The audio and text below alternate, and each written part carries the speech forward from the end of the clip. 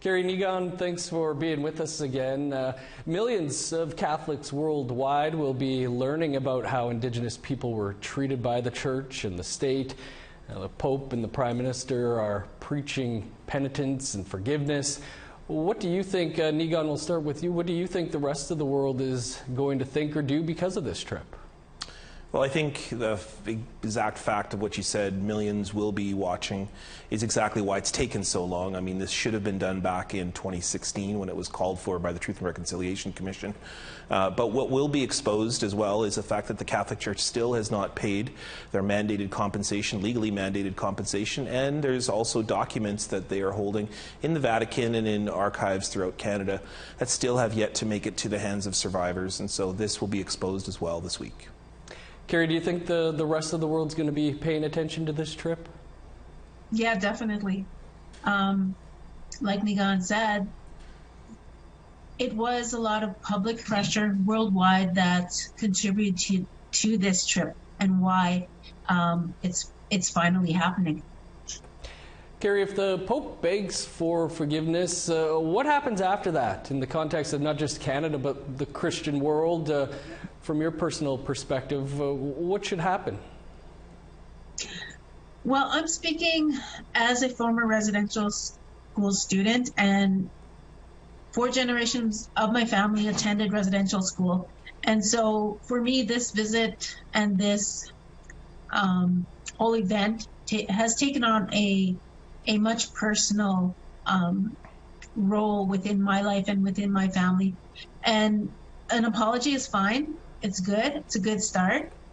But I want to see concrete change, things that residential schools contributed to, like the living conditions on reserve. Why do we have to live in third world conditions when the rest of Canada doesn't? I want to see something happening that actually changes the lives of Indigenous people, especially those living on reserve. Negon, aside from an apology, what more would you like to see?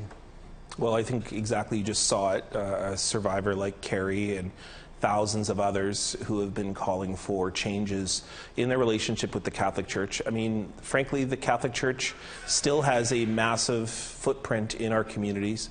And what that means is that not only do Indigenous peoples continue to be impacted by some of the atrocities the churches still continue to do, but that also many Indigenous peoples want a positive relationship with the church.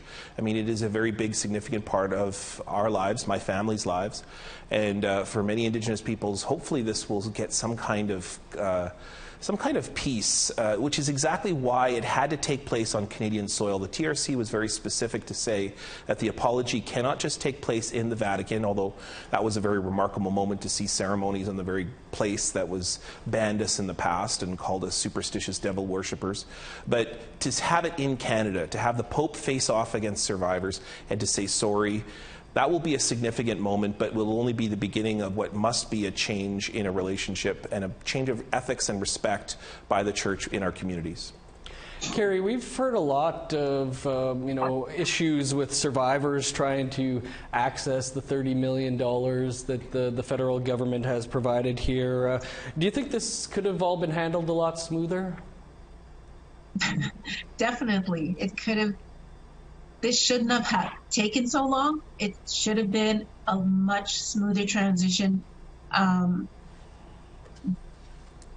Things were proven in court. This happened, and yet there was still a lot of fight. There's still a lot of fight going on. I know there's a lot of survivors that want our artifacts returned to us. There's a number of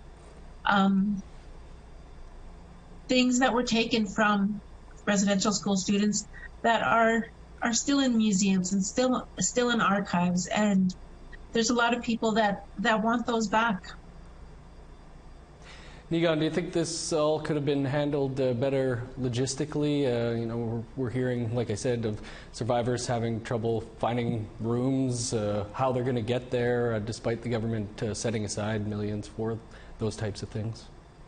Well, I mean, you only have to look logistically at the Truth and Reconciliation Commission as an example of how survivors should be treated. It wasn't perfect at the beginning, but they certainly learned along the way. And by the end, the national events went very smoothly, involving the bringing of survivors, the support of survivors. And, you know, we just came forth from a pandemic in which money was made available, billions of dollars were made available to Canadians virtually overnight, put into their accounts in weeks. I mean, this could have been handled 100 times better, and the fact is that, you know, there may have not been the priority placed on this that the government would have placed if it had been non-Indigenous people. Kerry, do you think that, or are you hopeful that there'll be some healing achieved here for survivors?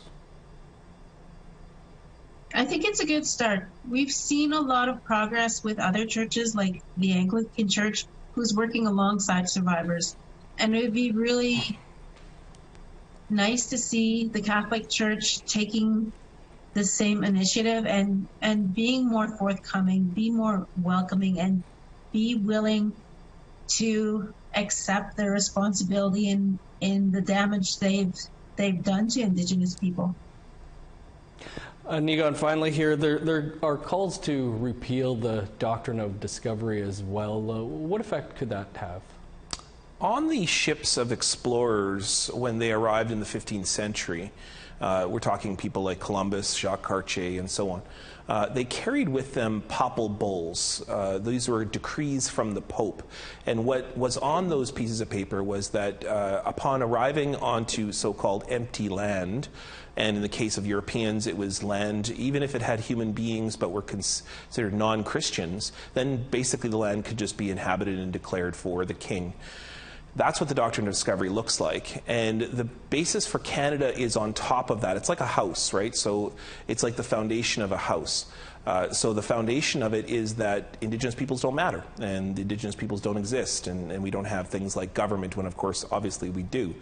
So the problem is that when you call for the end of the Doctrine of Discovery, it really will involve building a whole new house. And I'm not sure Canada's ready for that. I think Canadian law is under a precedent system, meaning it's built on decisions that are, and the first decision of all is that Indigenous peoples don't matter. I would like to see it. However, there's a lot of work to take place before that will happen. Kerry, Niigaan, we'll have to leave it there, but I appreciate you both taking some time. We'll see what happens next week.